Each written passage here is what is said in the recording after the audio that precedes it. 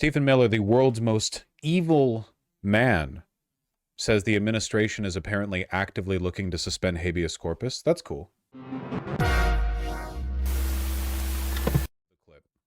Hold on, there's a question back there first. I have two quick questions. First, President Trump has talked about potentially suspending habeas corpus to take care of the illegal immigration problem. When could we see that happen, do you think? Well, the Constitution is clear, and that, of course, is the supreme law of the land, that the privilege of the writ of habeas corpus can be suspended in a time of invasion. So I would say that's an option we're actively looking at. Look, a lot of it depends on whether the courts do the right thing or not. At the end of the day, Congress passed a body of law known as the Immigration and Nationality Act, which stripped Article 3 courts, that's the judicial branch, of jurisdiction over immigration cases. So Congress actually passed, it's called jurisdiction stripping legislation. It passed a number of laws that say that the Article 3 courts aren't even allowed to be involved in immigration cases. Many of you probably don't know this. I'll give you a good example. Are you familiar with the term temporary protected status, or TPS, right? So by statute, the courts are stripped of jurisdiction. What's habeas corpus for us filthy foreigners? Due process. Overruling a presidential determination or a secretarial determination on TPS when the Secretary of Homeland Security makes that determination. So when Secretary Noem terminated TPS for the illegals that Biden flew into the country, when courts stepped in, they were violating explicit language that Congress had enacted, saying they have no jurisdiction. So it's not just the courts aren't just at war with the executive branch. The courts are at war, these radical rogue judges, with the legislative branch as well, too. So all of that will inform the choices the president ultimately makes, yes. Mr. Miller. Cool. So, sorry, I guess I should do some, of my job. Most of what he said there was misleading and irrelevant to the point being made. The important point there is he's saying essentially the judges will either rule in our favor with regard to our right to deport immigrants without due process, or we will just suspend due process. Now, he said that this can be done in the case of an invasion. Obviously, we are already aware of the fact that the Alien Enemies Act ostensibly gave the Trump administration the right to suspend habeas corpus for the deportation of Venezuelans, but he's talking about it with regard to all immigrants. So presumably in this case, they would be not invoking the Alien Enemies Act, but just referring to the general invasion of immigrants, by which he's referring, of course, largely to legal asylum seekers, people who overstayed their visas, et cetera, et cetera. Essentially, the judges will rule in our favor, or we will pretend that we are actually suffering an invasion. And, yeah, insane thing for an official to say so openly. The only precedent for this is Lincoln during the literal Civil War. We really do need a new constitution, man. It is insane how much it relies on interpretation. We really do. They just arrested a mayor. They arrested the mayor of Newark. Taken into custody by Homeland Security. Committed trespass and ignored multiple warnings from Homeland Security investigations to remove himself from the ICE detention center in Newark, New Jersey this afternoon. The Newark mayor was visiting Delaney Hall to conduct oversight after the building was turned into an ICE facility. Okay. The city of Newark is suing for more inspections, claiming ICE has not indicated how many detainees it has in the building, which can only house 1,000 people. Okay. Well. So yeah, no doubt they arrested him because they have the place absolutely crowded with people. Remember, the real difficulty with deporting lots and lots and lots of people is not arresting them. That's the easy part. And even that's not very quick. The difficult part is removing them from the country, Basically, the contention by the Trump administration is that it's essentially impossible to move the scale of people that they need to move if every single one of them gets a trial. The answer to this, of course, is tough shit. That's law for you. Even without habeas corpus, even without due process, though, it's incredibly difficult just to move that volume of people. They say there's 20 million illegals. Even if they move only 1 million, I say only as though that's a small number of people. Where do you move 1 million people to, right? Like, there's a reason why the administration is desperately trying to secure deals to move them over to Libya, Rwanda, Equatorial Guinea. And yes, that's the Nazis effectively ran into this same dilemma. I wonder if one of the reasons why they're having difficulty deporting so many people so quickly is because ICE is huge pussies and they need to send 50 people to every single arrest. ICE actually had to leave and come back with local PD because the neighborhood successfully repelled them. Really? That's not really represented in these videos. Where would I see that? Yeah, sucks the cops helped. Well, of course they did. In his statement, Petty wrote the city was not aware of ICE's presence in Worcester until the police were called to the scene. At the scene, officers saw several federal agents from various agencies attempting to leave in a car after arresting a woman. As the car was pulling away, a female minor with a newborn in her arms stood in front of the car attempting to halt it, police said. Officers told her she was endangering the baby and she needed to move. She eventually complied and gave the newborn to someone else. As the car drove off, she ran after it and kicked the passenger's side. Officers ultimately arrested her. Yep. Well, anyway, you can only expect cops to get more emboldened over time with rhetoric like this from the White House. And Stephen Miller is 100% whispering in the president's ear. He's on that worm tongue shit. The way he talks about it, too. Let's watch the full briefing. How are you? I'm great, thanks. Jordan I have a conference call that I need to run to, but since you all are graciously gathered here, I'll take a few questions. And I think you also just had like an hour with Caroline, so I don't want to step on that too much either. Sir, Hold on, there's a question back there first. Pundit, I have two quick questions. First, President Trump has talked about potentially suspending habeas corpus to take care of the illegal immigration problem. When could we see that happen? Well, that was the first question. Okay, so all future questions, I assume, will take the answer to this question into account. Well, the Constitution is clear, which the Congress had enacted ultimately makes, yes. Mr. Miller, to further incentivize deportation of illegal aliens, is the administration considering going after businesses that knowingly employ illegal aliens? Well, they already have. Worksite enforcement, I don't have the exact statistics, but it's at multiple hundreds of percent. So what? The increase in worksite enforcement has been dramatic, it's been immediate, and that will continue. Why is President Trump moving to dismiss 3 Democratic members of the Consumer Product Safety Commission? Well, I think Caroline answered this question in the briefing today. The president is the head of the executive branch, and it's the president's prerogative to ensure that all executive branch employees are the best, the brightest, the most committed to fulfilling the agenda that they have, whether it be in their agency or any post in government. Is the president going to replace them? Well, again, we'll take a look at the situation, but the important thing is, I'll take a look at the specifics that you're talking about here, but the important thing to understand is that we don't just let people stay in their jobs just because they were always there, right? We have to examine the performance of specific employees, whether they're doing the best that they can do. I know that in particular, as a parent, there's been lots of concerns that I've had, that my family's had about product safety in this country. We can absolutely do better, and we will do better, but that requires hiring the best people for the job, and President Trump will always hire the best people for the job. Yes. When we talk to the president's voters, they bring up a couple issues. One, it's been 3 months, and they still haven't gotten down to the 2020 election. They're concerned about the whole voting situation, and they also want to know about what happened to the assassination attempt. Those are all great quessos. They're really concerned. Those are all great questions. The Department of Justice, of course, is working on all 3 of the things that you just mentioned, and hopefully we'll have a further update soon. I can tell you on election integrity that the president recently signed an executive order that was the most comprehensive election integrity order that was ever issued. And as you may recall, that included in it a requirement to verify citizenship to vote. Another example where a district court judge lawlessly intervened, enjoined that requirement. Now think about this. Congress passed a law, Congress passed a law making it a crime, a felony for non-citizens to vote.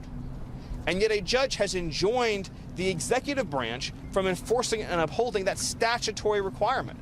So the courts, the radical rogue judges, they don't care what Congress said, they don't care about what the Constitution says, they're just imposing their own Marxist agenda on the whole country. And that's obviously... They want to follow up on January 6th. Yeah, so, I mean, It really bothers me that the journalists that talk to Miller don't know enough about the issues to contest him, because they could get him to choke up on his words pretty, easily. He lies all the time. When he is, very much a, internet fascist Nazi debate bro brain poison type guy. You can tell the way he talks, the way he acts, like he's not just like you know, one of these suits who just recites what he's been told to recite. I mean, he's gleefully basking in the perception he has of him being more intelligent than the people who accost him, right? But you could get him on this like so easily. Wasn't there like a gaffe about a month ago where he directly called a journalist out on not knowing about a law that he was talking about, and the journalist didn't? The state of journalism in this country is pretty embarrassing. Again, the Department of Justice is investigating all of the issues that you mentioned. I wish I had a full update for you now, but I can assure you that our Attorney General, our Deputy Attorney General, our FBI Director, now Ed Martin, at the Weaponization Working Group will all be, and of course we put up a new DC Attorney, will all be diligently working on ensuring accountability and justice. Yes, back there? Question. Tom Homan used some colorful language earlier this year to describe how he would be demanding accountability from New York City Mayor Eric Adams if he didn't cooperate with ICE. Is Eric Adams holding up his end of the bargain thus far? All I would say to that is this administration is going to pursue immigration enforcement and cooperation in every city. And anyone who doesn't comply with the laws and dictates of this country will face the appropriate legal consequences. That applies to Eric Adams, and that applies to every other mayor in this country. The law is the law is the law. And if obstruction, if hindering, if harboring occurs, then the full range of potential penalties applies to any federal official, or sorry, any state official or local official that's engaging in obstructionist behavior. But I would also say that when it comes to immigration enforcement, now that we have achieved the mission of sealing the border, you're going to see more and more resources and priorities put into the mass deportation program. And so on a day-to-day basis, you're going to see exponentially larger numbers of illegal aliens being arrested and removed from the interior. How Can you serious share is with the us? Thank you. So can you share with us where the illegal immigrants that will be deported to Angola, Rwanda, those African nations are, which condition they are, and when are you guys planning to send them back to Africa? Well, we get illegal aliens, or we did get illegal aliens during the Biden administration from 150 countries. So ICE sends planes to every country in the world. We send planes to Iraq, we send planes to Yemen, we send planes to Haiti, we send planes to Angola. I mean, ICE is sending planes all over the world all the time. Anyone who came here illegally, we're finding them and we're getting them out. Any other questions? Yes, back there. Yes. Thank you, Stephen. So it looks like we're going to see a lot of port workers and truck drivers displaced by the tariffs in the coming weeks. Does the administration have any plan for relief for those workers, sort of like what you did in the first term for agricultural workers who had some impact? Well, what I would focus on is the fact that we're actually going to begin enacting, as you've seen, a series of historic trade deals. They're going to be opening up the export market for American producers, both manufacturers, growers, ranchers, as never before. And so what's going to begin happening now, because the president... It's so telling that he's like the only member of the cabinet that doesn't try to answer with banal nothings, right? All of them, even relatively intelligent people like Scott Bessent, when they're asked questions, if it's out of their field or if they don't really, for political reasons, want to provide a clear answer, they'll kind of hem and haw about it. But Miller always wants... I don't know if it's necessarily a political strategy. It might just be his personal disposition to appear smarter than the people asking him questions. He's a weak point. This is why Trump gets the interviews and he doesn't, okay? A knowledgeable interviewer could get him to crash the out, as they have before, by the way. As they have before. His leadership on tariffs is markets that have historically been closed. So obviously India, Japan, South Korea, the UK are now going to be open to American exports and American production. I would also just note that if you look at the statistics, about 90,000 factories in the United States closed since NAFTA was signed, which is, I mean, almost unimaginable figure. The media never cared about those workers and their factories who were destroyed. And we can all visit the towns now, and we know, of course, the heartbreaking stories, the fentanyl addiction, the breakup of traditional families, the disintegration of whole communities. That was the catastrophe that occurred that President Trump is reversing by finally standing up for the American worker. Yes? With regards to the refugees that are being brought back from South Africa, Yeah, that's a really exciting news story, isn't it? The rationale behind it when refugees have not been taken back from other countries, why is the U.S. taking these from South Africa? Well, because what's happening in South Africa fits the textbook definition of why the refugee program was created. This is persecution based on a protected characteristic, in this case, race. So this is race. In case you didn't hear it properly, right after his spiel about how he's going to gleefully remove all the illegal aliens from the country, he's now talking about how the refugee program exists to protect white South Africans from the genocidal violence they're facing down there in South Africa. Based persecution. The refugee program is not intended as a solution for global poverty, and historically it has been used that way. Wherever there's global poverty or wherever there's dysfunctional governments, then the U.S. refugee program comes in, swoops people up, relocates them to America, and you have multi-generational problems. You even into the second and third generation, you have endemic poverty, you have crime issues, you have integration issues. The U.S. refugee program in America has been a catastrophic failure. I mean, if you look, for example, at the Twin Cities area, I mean, just in terms of markers of educational outcomes, in terms of public safety, in terms of welfare use, I mean, it's been a complete public policy failure. And so this is an Do you hear what he's saying? example of the president returning the refugee program to what it was intended to be used as. Hold on, over there, thanks. The other refugees we brought in, they've used welfare, they've been demographically impure, but these refugees, white South Africans, that's what the program was meant for. It's very unambiguous. There are a lot of people who I've called fascist in the administration. Correctly, they are fascist. Miller is one of the only ideological fascists. As in, you take the vast majority of people in this camp, they're grifters, they're self-serving, or they have fascist tendencies. But I'll put it this way: Miller has read Evola. Okay, Miller would, if given a truth serum, Miller would defend fascism ideologically. He would defend its principles. Evidence do you Well, have so that let me those- just take this one first, thanks. Is the president having a conversation with you about becoming the national security advisor, and would you accept?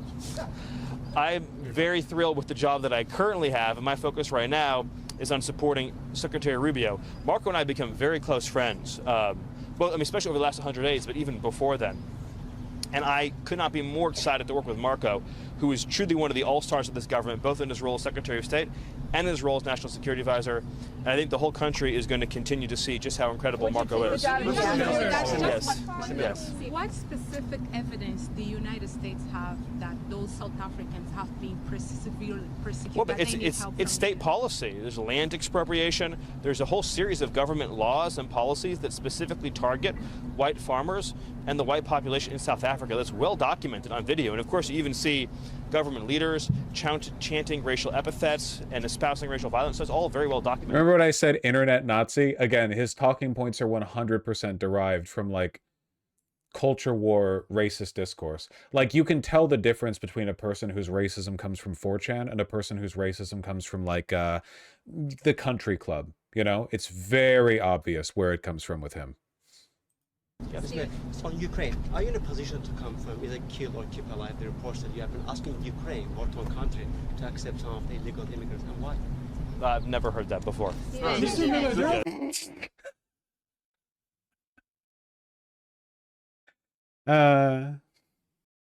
mean, the funny thing ultimately is that no matter how much power and influence Stephen Miller may have, he will never actually get what he wants, because the amount of cultural influence you would need to exert to regress America back to like essentially a white ethno state, at least ideologically like a white ethno state, you know, like that's an aligned goal, that's a policy, that's a principle. You would need to go, it's such an uphill battle. Keep in mind that the vast majority of Republicans, when asked about this, will adopt a nominally anti-racist position, right? Like the average Republican, look at Trump, right? We'll talk about how America is for everyone, you just have to come here legally, you know? Even Miller is doing that. Miller obviously doesn't care whether you're here legally or not. What he cares about is your skin color, you know? But he still has to phrase his arguments through the disingenuous veil of legality. America will never become a white ethno-state, but you get a lot closer to it by adopting and embracing what you're actually arguing for. He's never going to come even close to achieving what he wants. If anything, he's going to wind up tension for a blowback. You understand what I'm talking about? I guess what I'm saying is that I think it's representative of cowardice on their part. What's insane is that this guy's also Jewish. Have you heard Kanye's recent album? There's basically no relationship between white supremacy and your history anymore. Some of the biggest Nazi accounts on Twitter are like Mexican, and not white Mexican either. There was a really funny screenshot I saw a few weeks ago of a guy who had like a Rommel profile picture posting like neo-Nazi propaganda, and somebody was like, dude, aren't you like from, I think it was like from Nigeria? And the guy was like, yeah. It was like, well, then why are you posting this? You know they'd hate you, right? And he'd be like, no, I'm one of the good ones. And then he'd be like, no, you're not one of the good, you can't be one of the good ones. There is no one of the good ones in this framework that you're developing here. I don't know. I genuinely think that if we could do like a China-esque Great Firewall, if we could wall out the Philippines, Indonesia, Latin America, India, and Russia, I think the amount of white supremacy on the online would probably drop by like 90%. You got to keep Brazil. I would like to keep Brazil. Argentina as well. Did you hear me say Latin America? Hold on, yes, President yes. foreshadowed that he was going to be making a very big announcement yesterday, today, maybe Monday. I know you're not going to get ahead of the president. Can you give us a hint, though, at least? What topic? No, I'm not going to get ahead of the president. Yes, did you have a question? Yeah, will you be involved with the meetings with Mayor Adams today, and what do you plan to discuss? I'm not involved in those meetings. No, do you have a question? Yes. So the current governor of California has been extremely rude to President Trump and his entire administration. What is the status of their litigation on the tariff issues and all the issues? I don't have an update on that. Sorry. There's over. Yes. Yep. Oh, that reporter wanted like you know, a little accolade for that one. She didn't get it. That's very sad. Of the South African refugees, how many are coming and when will they arrive? Well, we just have the first flight is scheduled, I believe, for early next week. But that's just. Where in the U.S. are they right now? Well, I don't have an exact update for you on that yet. I don't want to confirm any news reports, but that's just the beginning of what's going to be a much larger scale relocation effort. And so those numbers are going to increase, obviously, as time goes on. It takes a little while to set up the systems and processes and procedures to begin a new refugee flow, but we expect that the pace will increase. It'll increase at a healthy pace as time goes on. Yes, back there. How many on the first flight? Not right now. Yep, back there. Comment on the Tufts University student that the federal judge of Vermont ordered the immediate release of Tufts University students held by immigration authorities. Yeah, my reaction is, again, there's a judicial coup in this country. The foreigners in this country do not have a right to stay in this country if they support designated terrorist organizations like Hamas. Hamas is a designated terrorist organization. The Secretary of State has the absolute authority under statute, which again is not judicially reviewable, to revoke an immigration benefit or visa and then to pursue a deportation of the Department of Homeland Security. We cannot individually litigate in court every single visa that we want to revoke. This is a plenary authority of the executive branch. And I would just say that, look, what this really comes down to is this. The American people voted for President Trump in large part to seal the border, deport the illegals. You always go back to the public mandate in lieu of an argument. He cut himself off in the middle there because he was essentially explaining why no one should ever immigrate to the United States ever again. The federal government has the ability to terminate your visa for any reason it chooses, including if you have a green card for opposing the interests of the United States in any way, by which we mean criticizing Israel. I don't know. I feel like one of the reasons this is like a big vulnerability for the administration is the fact that they should really be a lot more quiet about this stuff. It's genuinely terrifying that if it wasn't for this administration leaking everything, the Libya news breaking out wouldn't have happened, and the first batch of deportees would have been shipped out already. Yeah, I don't think any of this stuff is going to work at scale. I'm not trying to come across as like naive or downplay the severity of it, but I genuinely don't think this administration is competent enough to pull off mass deportations, which are difficult in the best of times, and these are not the best of times, you know? Even if you have a competent administration, logistically, it's just difficult to handle. Migrants believed to be destined for Libya sat in a bus for hours, then abruptly returned to detention facility. Keep in mind that both governments of Libya denied wanting to accept prisoners. I don't see why they would do that unless they actually didn't want them. How does Libya benefit from having to take care of American prisoners? Everyone knows that these prisoners are a hot bed, right? Like they're a hot potato. That's the reason why they're not sending everyone down to Bukele. Preferential treatment? Well, just think about it. Just think about it like logically. Everyone in the world can see that the Trump administration is run by complete retards. It's not difficult. That's not a partisan opinion, genuinely. I understand that I'm left-leaning. But even if I wasn't, even if ideologically I was in favor of the brutalization of non-white people or chauvinism or whatever, you know, the fact that they're incompetent is just that. It's a fact. So imagine you're any other world leader and the Trump administration says, hey, I'd like to send you some of our prisoners. They've had no trials. They may or may not be guilty. We don't know. We don't care to find out. You'll take care of them, won't you? Wink. And then drops a few thousand of them off at your door to be kept in your depraved, poorly maintained prisons, presumably to be starved, beaten, tortured, and killed, and raped. Now, here's a problem, okay? Everyone sees that this administration is incompetent. What happens when the next one takes over? How kindly do you think they're going to look on countries that served as effective off-site torture camps for the previous regime?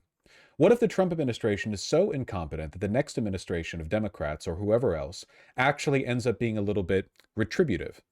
After all, you're complicit if you take these prisoners, right? So if the next administration is even a little bit aggressive in how they de-Trumpify the government, they're going after you as well.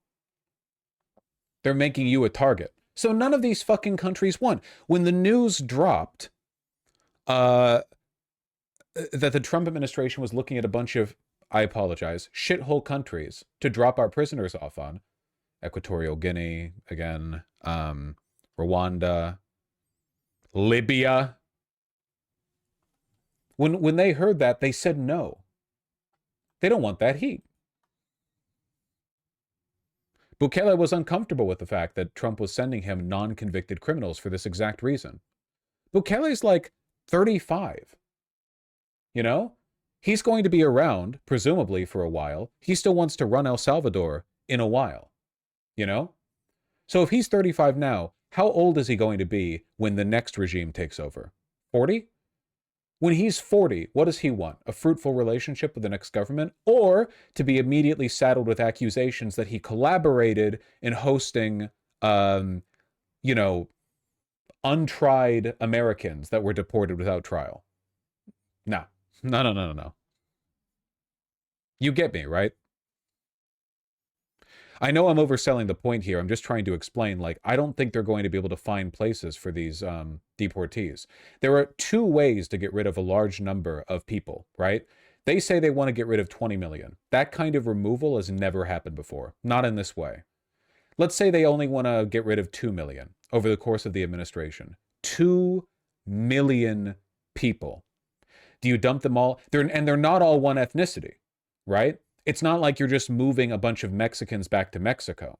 You're talking about people from all over the world. So if you just move them as a group, they're not going to speak the language of the country you move them to. A lot of them won't, at least. Logistically, how do you manage that?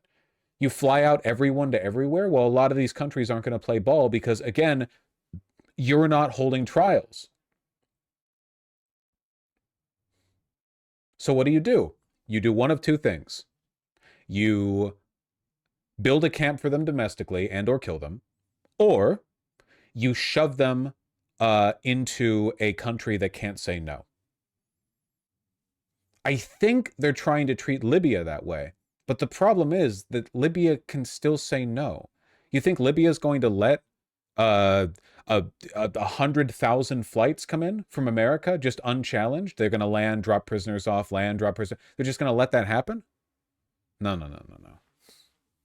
It's ridiculous. It's an unsolvable problem.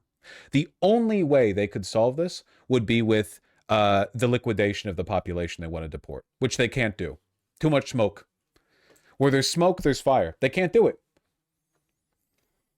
The American prison system and the, ICE might be able to eliminate some, but only a small percentage. And they need trials, or at the very least investigations, to find out who they can get rid of. Because there is, as it turns out, a pretty big difference between the Department of Homeland Security disappearing people who don't speak English, who aren't allowed to be here legally, and have no ties in this country, who illegally immigrated here from like Venezuela or whatever, versus what happens when you start getting like German exchange students over. What about people who overstayed their visa after coming over from the Netherlands and didn't renew it because they didn't want to deal with the government, and now they've been caught up and they haven't had a trial? You get me, right?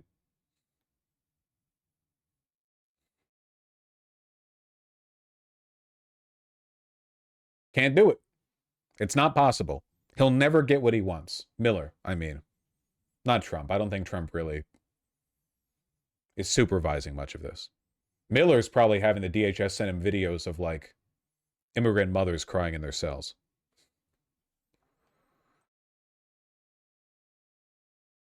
What if they're crazy enough to try? They already are, to an extent. But just keep in mind, and I know it's difficult to imagine, but like we are so far culturally from the kind of crimes we're talking about here, We can commit them to other populations farther away, but a bunch of people domestically, it's been such a long time since we've even come close to doing something like that.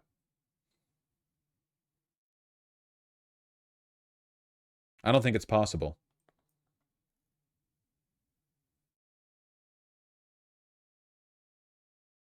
Anyway, yeah, these guys were going to be sent to Libya.